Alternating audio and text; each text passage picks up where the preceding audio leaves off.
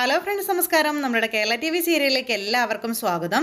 അങ്ങനെ പൈസ കടം വാങ്ങിച്ചിട്ട് അത് തിരിച്ചു കൊടുക്കാതെ വന്നു കഴിഞ്ഞപ്പോഴേക്കും പലിശക്കാരൻ നന്ദുവിനെയും കനകത്തെയും ഗോവിന്ദേട്ടനെയും ഒക്കെ പെരുവഴിയിലിട്ട് പട്ടിയെ തല്ലുന്നത് പോലെ തല്ലിച്ചതച്ച് വളരെയേറെ അപമാനിച്ച് അവരോട് വളരെയേറെ മോശമായ രീതിയിലൊക്കെ പ്രതികരിക്കുകയും പ്രവർത്തിക്കുകയും ചെയ്തു.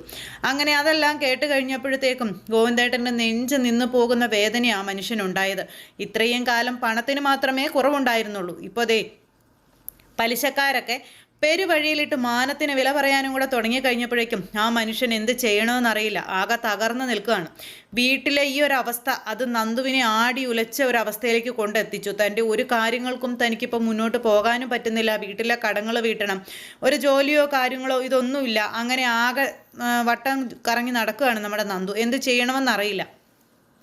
അങ്ങനെ ആകെ തകർന്നു പോയ ഗോവിന്ദേട്ടനെയും കൊണ്ട് അമ്മയും മകളും കൂടെ വീട്ടിലേക്ക് വന്ന് അദ്ദേഹത്തിന് നെഞ്ച് നിന്നു പോകുന്ന വിഷമം അങ്ങനെ കൊണ്ടേയിരുത്തി അദ്ദേഹത്തിൻ്റെ നെഞ്ച് പുറമൊക്കെ തിരുമ്മി കൊടുക്കുകയാണ് അമ്മയും മകളും കൂടി. ഈ സമയത്ത് അച്ഛൻ ഇതൊന്നും ഓർത്ത് വിഷമിക്കേണ്ട, നമ്മൾക്ക് എങ്ങനെയെങ്കിലും അയാളുടെ കാശ് കൊടുത്ത് തീർക്കാമെന്നുള്ള കാര്യം പറയുമ്പോൾ എങ്ങനെയാണ് മോളെ നമ്മൾ അയാളുടെ കാശ് കൊടുത്ത് തീർക്കുന്നതെന്ന് ചോദിച്ചു. ഇത്രയും കാലം പണത്തിന് മാത്രമേ കുറവുണ്ടായിരുന്നുള്ളൂ. ഇപ്പോൾ പെരുവഴിയിലിട്ട് എല്ലാവരും അപമാനിക്കാനും തല്ലാനും വരെ തുടങ്ങി. ഇതെങ്ങാനും ആ അനന്തപുരി തറവാട്ടുകാർ അറിഞ്ഞാൽ ഉണ്ടാകുന്ന ഭവിഷ്യത്ത് എന്താണെന്ന് ഒരു നിമിഷമെങ്കിലും നീ ചിന്തിച്ചിട്ടുണ്ടോ കനകയെന്നും ചോദിച്ചുകൊണ്ട് അദ്ദേഹം ഇങ്ങനെ ചോദിക്കുക. അപ്പോൾ എന്ത് ചെയ്യാനാ ഗോവിന്ദേട്ട, പറ്റിപ്പോയെന്നും പറഞ്ഞൊക്കെ ഇങ്ങനെ ഭാര്യ ഭർത്താവിനോട് പറയുന്നു. അവൻ്റെ ഈ സ്വഭാവത്തിനുണ്ടല്ലോ, അവൻ കാണിച്ചു കൂട്ടിയ സ്വഭാവത്തിനുണ്ടല്ലോ, ഒരു നയ പൈസ പോലും അവന് കൊടുക്കാൻ പാടില്ലാത്തതാണെന്നൊക്കെ കനകം പറയുമ്പോൾ അങ്ങനെയൊന്നും പറയരുത്. നമ്മൾ വാങ്ങിച്ച പൈസയാണെങ്കിൽ അത് നമ്മൾ മടക്കി കൊടുത്തേ പറ്റൂ, അല്ലാതെ ആരും സമ്മതിക്കില്ല. അയാൾ പലിശക്കാരനും കൂടിയാണ്. അയാൾക്ക് ഏതറ്റം വരെ പോകുന്നതിനും ഒരു മടിയും ഉണ്ടാകില്ല. അയാൾ പോവുകയും ചെയ്യും. അയാൾ ചെയ്യാൻ പറ്റുന്നതൊക്കെ ചെയ്യുകയും ചെയ്യും. സ്വന്തം മകളുടെ മാനത്തിനും ഭാര്യയുടെ മാനത്തിനും പെരുവഴിയിലിട്ട് ഒരുത്തൻ വില പേശുമ്പോൾ അത് കേട്ട് നിൽക്കാനോ കണ്ടു നിൽക്കാനോ എന്നെ കൊണ്ടാകില്ല. ഇതിലും ഭേദം എൻ്റെ നെഞ്ചു നിന്ന് പോകുന്നതാണെന്നൊക്കെ പറഞ്ഞുകൊണ്ട് അദ്ദേഹം ഇങ്ങനെ തൻ്റെ സങ്കടങ്ങൾ ഇങ്ങനെ പറയണം. അപ്പോൾ അങ്ങനെ ആ ഒരു സങ്കടക്കടലിലാണ് ഇപ്പോൾ ആ കുടുംബം മുന്നോട്ട് പോകുന്നത്. ഇവരെ രക്ഷിക്കാൻ അല്ലെങ്കിൽ ഇവരെ സംരക്ഷിക്കാൻ ഇപ്പോൾ നമ്മുടെ നന്ദു മാത്രമേ കൂടെയുള്ളൂ. ആരോടും ഈ ഒരു വിവരം പറയാനും പറ്റത്തില്ല. അപ്പോൾ ചേച്ചിമാരോട് പറഞ്ഞിട്ടും കാര്യമൊന്നുമില്ല. പിന്നെയും പറഞ്ഞിട്ട് കാര്യമുള്ളത് നയനയോടാണ്. നയനയെ വിഷമിപ്പിക്കാൻ നന്ദുവിനാണെങ്കിൽ തീരെ താല്പര്യവുമില്ല. മറ്റവളാണെങ്കിൽ പോയി പണി നോക്കാൻ പറയത്തേ ഉള്ളൂ. അവർക്ക് യാതൊരു ഗുണവും ഉണ്ടാവുകയില്ല. അപ്പോൾ എങ്ങനെയെങ്കിലും അച്ഛന് സങ്കടം ഉണ്ടാകാതെ അയാളുടെ ഒരു പ്രാവശ്യത്തെ പലിശയെങ്കിലും കൊടുക്കണമെന്ന് നമ്മുടെ നന്ദുവിന് അതിയായ ആഗ്രഹമുണ്ട്. പക്ഷേ മുന്നിലും വഴികളൊന്നും ഇല്ലാത്തതുകൊണ്ട് എന്ത് ചെയ്യുമെന്ന് ഓർത്ത് നമ്മുടെ നന്ദു ഇങ്ങനെ ആകെ ടെൻഷൻ അടിച്ചിങ്ങനെ നിൽക്കുക.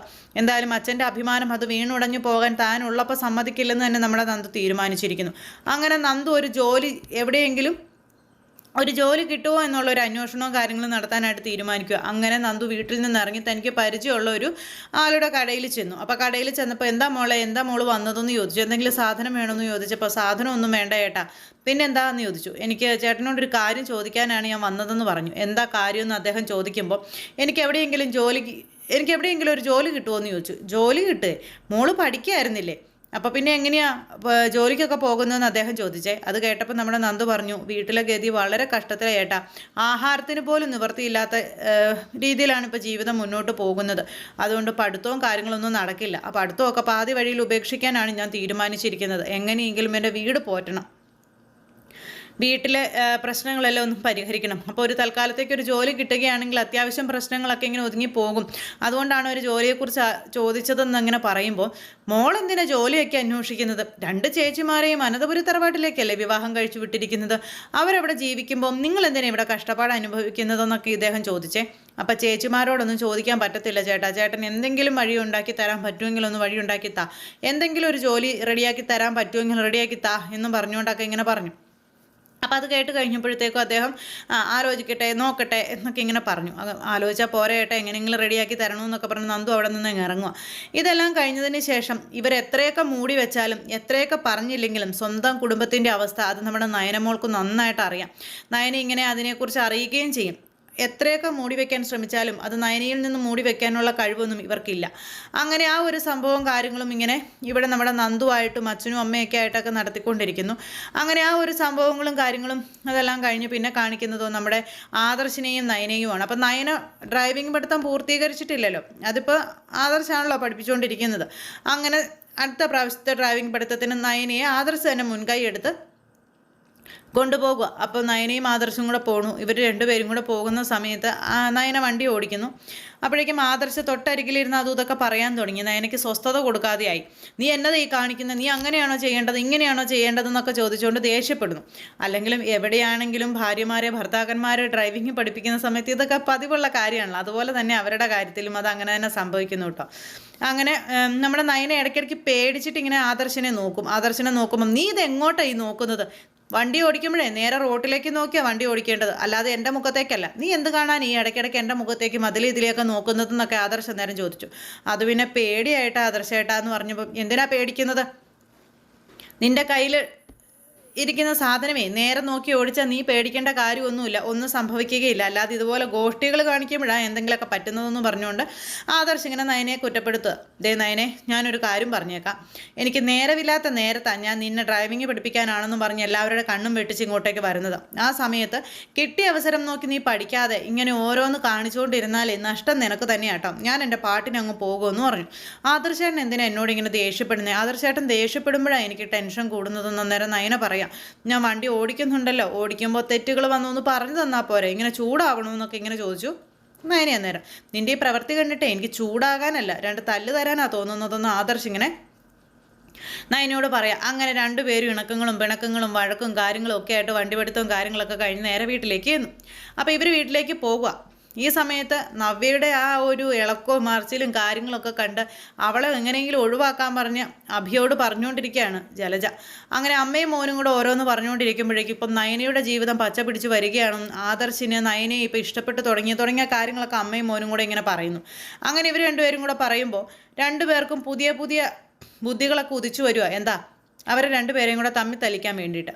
അത് കഴിഞ്ഞിട്ട് ഇത് രണ്ടെണ്ണങ്ങളും കൂടെ പറഞ്ഞ് അങ്ങ് കയറിപ്പോയി. കുറച്ച് കഴിഞ്ഞപ്പോഴേക്കും നമ്മുടെ നയന വീട്ടിലോട്ട് വന്നു. നയന വീട്ടിലേക്ക് വന്നു കഴിഞ്ഞപ്പോൾ ആദർശ് ഓഫീസിലേക്കും പോയി. നയന വീട്ടിലേക്ക് കയറി വരികയും ചെയ്തു. അപ്പോൾ മുത്തശ്ശി എല്ലാവരും അവിടെ നിൽപ്പുണ്ട്. മുത്തശ്ശി വന്നിട്ട് ചോദിച്ചു, മോൾ ഇതെവിടെ പോയതാണെന്ന്. അപ്പോഴേക്കും ആ മനസ്സിൽ കിടക്കണ ചൊരുക്കും കൊണ്ട് ദേ വരുന്നു നമ്മുടെ ജലജ ഇങ്ങ് വന്നിട്ട് അവൾ ആരുടെയോ കൂടെ അഴിഞ്ഞാടാൻ പോയതാണെന്നുള്ള രീതിയിൽ ഇങ്ങനെ സംസാരിച്ചു.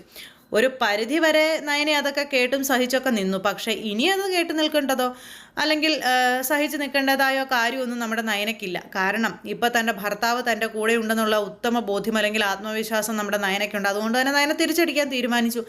മേലിൽ ഈ രീതിയിൽ എന്നോട് സംസാരിക്കരുത് എന്ന് നയന പറഞ്ഞു. അപ്പച്ചി കുറേ കാലമായല്ലോ ഈ പറച്ചിൽ പറയുന്നു. ഞാൻ ആരുടെ കൂടെയാണ് പോയതെന്ന് ഒരാളെ അപ്പച്ചിക്ക് കാണിച്ചു തരാൻ കഴിയുമെന്ന് ചോദിച്ചു. ഞാൻ പോയ ഒരാളെ അപ്പച്ചിക്ക് കാണിച്ചു തരാൻ കഴിയുമെങ്കിൽ അപ്പച്ചി പറഞ്ഞ കാര്യങ്ങളൊക്കെ ഞാൻ ശരിയാണെന്ന് സമ്മതിക്കാം.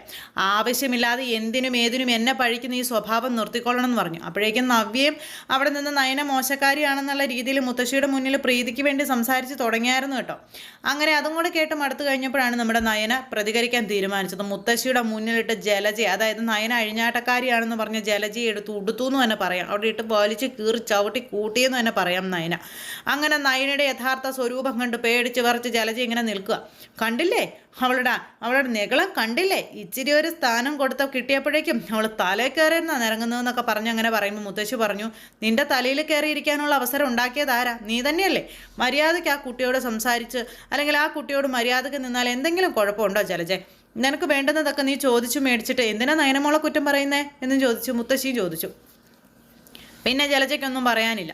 അങ്ങനെ ആ ഒരു ഇതെല്ലാം കഴിഞ്ഞതിന് ശേഷം നമ്മുടെ നയന വീണ്ടും പിറ്റേ ദിവസമായി കഴിഞ്ഞപ്പോഴത്തേക്കും പൂജാമുറിയിൽ വിളക്കൊക്കെ കൊളുത്തി പ്രാർത്ഥനയും കാര്യങ്ങളൊക്കെ ആയിട്ട് നിൽക്കുന്നു. അപ്പോഴും തനിക്ക് ആ ചെയ്യുന്ന ജോലിക്കുള്ള ചെറിയ തുക കിട്ടണമെന്ന് പറഞ്ഞില്ല. ആ തുക മേടിച്ച് അത് വീട്ടിൽ കൊടുക്കാൻ വേണ്ടിയിട്ടാണ് നയന അങ്ങനെ ഒരു തീരുമാനം എടുത്തത്. എന്നിട്ട് ഭഗവാന്റെ മുന്നിൽ നിന്ന് പ്രാർത്ഥിക്കാം.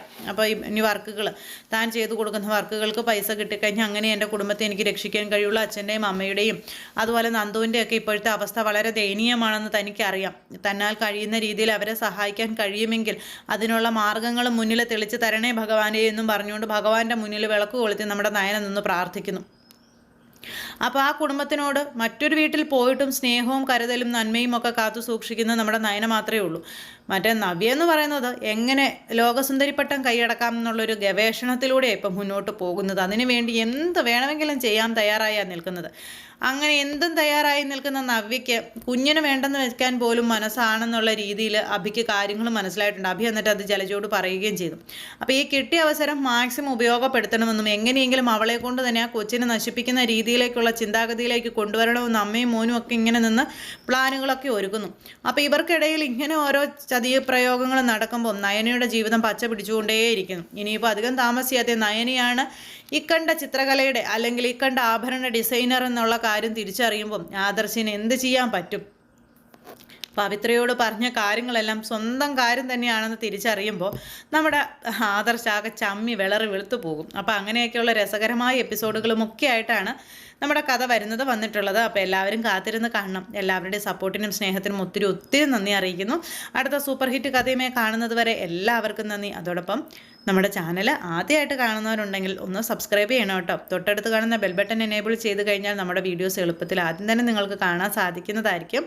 അപ്പോൾ നമ്മുടെ വീഡിയോസിന് ചെറിയ തെറ്റുകുറ്റങ്ങളും പരാതികളും ഒക്കെ ഉണ്ടാവും. എല്ലാം ക്ഷമിച്ച് എല്ലാവരുടെയും സപ്പോർട്ടും സ്നേഹം തുടർന്നും ഉണ്ടാവണം. അപ്പോൾ എല്ലാവർക്കും ഒരുപാട് നന്ദി ഹൃദയത്തിൻ്റെ ഭാഷയിൽ അറിയിക്കുകയാണ്. അടുത്ത സൂപ്പർ ഹിറ്റ് കഥയുമായി കാണുന്നത് വരെ എല്ലാവർക്കും നന്ദി. See again. Take care. By.